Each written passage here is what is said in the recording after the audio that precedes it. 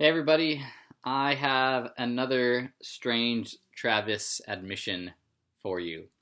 Sometimes I like to sort of eat and snack on random things.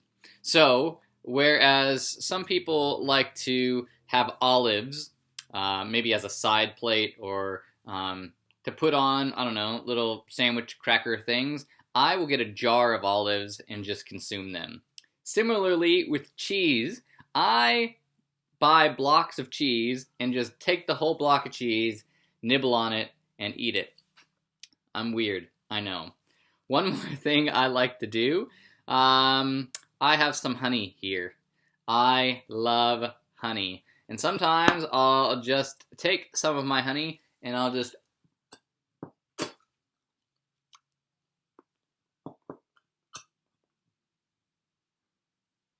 wait for it slowly to, oh, there we go, drip into my mouth, because how good is honey, right?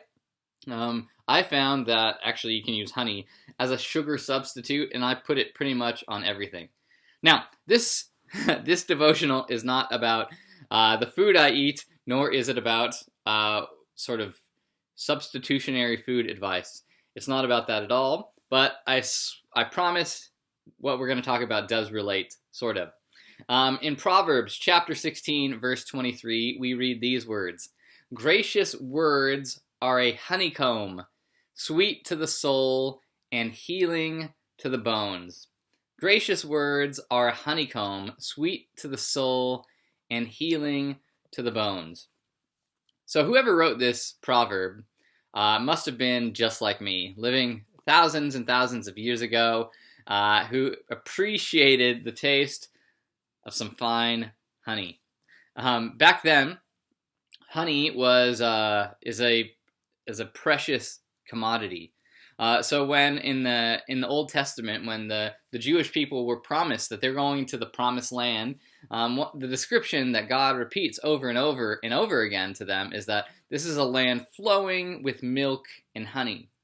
Now, those things may not excite us, especially if we have dairy intolerances and don't like bees very much. But back then, those were the most precious, rare sort of food and drink items that you could find. Most people survived on basic stuff. And so to be able to have something like milk or honey meant that you were going to a place where you were richly blessed.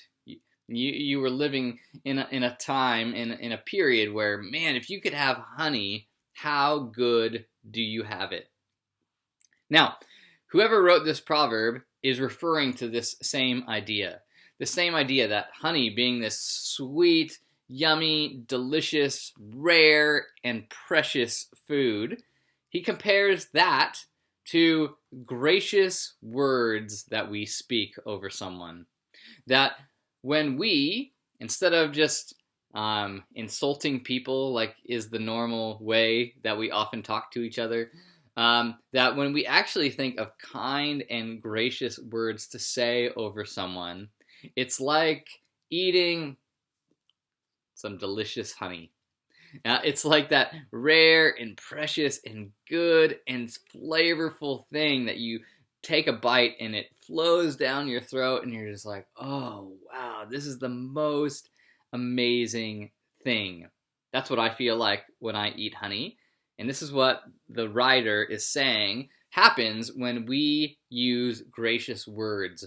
That actually the words that we use, that we speak to people, when they are full of grace and love and compassion, are sweet to the soul and healing to the bones.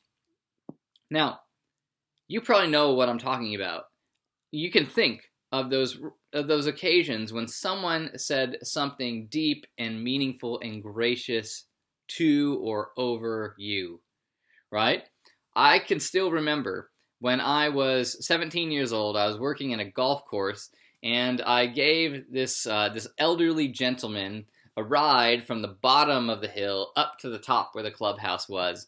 I just saw him struggling, and I decided to drive a little golf cart down, pick him up, and drive him to the top. And he didn't say a word to me the whole time, but then he got out and he turned to me and he said, "Son, you have a heart of gold." And I remember that. This is 23 years later. I still remember those gracious words that man spoke to me. And I bet that you can too. Now, if this is wisdom, then how are you and I actually applying this to our lives? What gracious words do you need to speak to someone in your life? Maybe it's your spouse. Maybe you haven't deeply encouraged your spouse for quite some time. And maybe the best thing for your marriage is to speak some gracious words over him or her. Maybe it's for your kids. Maybe it's your parents. Maybe it's a friend or a coworker or someone. But the task for you and I is, if this is true, if gracious words are just as sweet as honey and healing to the bones, what is something gracious in someone that needs some gracious words from us this week? I challenge you to do that. So do it and let me know how you go. And I'll challenge myself to do the same. And let's chat about it in the next few days. Thanks, guys. Bye.